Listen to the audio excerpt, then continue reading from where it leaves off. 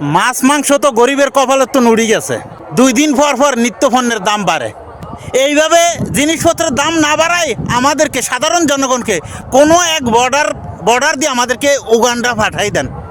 আপনারা গদিতে বসছেন, আনন্দ উপভোগ করবেন, গরিবের তন ভোট নিয়া, সাধারণ জনগণের তন ভোট নিয়া চেয়ারে বসি টেবিল তাপড়াইবেন, সাংবাদিক ডাকি ভাষণ দিবেন, দেশের জনগণের পাশে থাকার প্রতিশ্রুতি দিবেন, কিন্তু কোনো বালটাও হয় না। দিন শেষে সাধারণ জনগণ, পাবলিক, আমাদের মতো কাউয়া মাউয়া গরিব দুঃখী যারা আছি এই দেশের ভিতরে, তারা সাইডটাইতে মরি।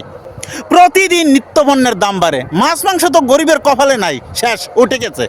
আসিল সবজি 80, 90, 100 টিয়ার নিচে হাত দেওয়া যায় না। আকাশ বড়া তারা হোগা মারা সারা হয়ে গেছে আমাদের জীবন। এইভাবে না করি কোনো একটা বর্ডার দিয়ে আমাদেরকে হাত পাও বাঁধি সারিদান, আমরা ডুবতে পানির তল দিয়ে কোনো এক দেশে যাই, পড়ি থাকি।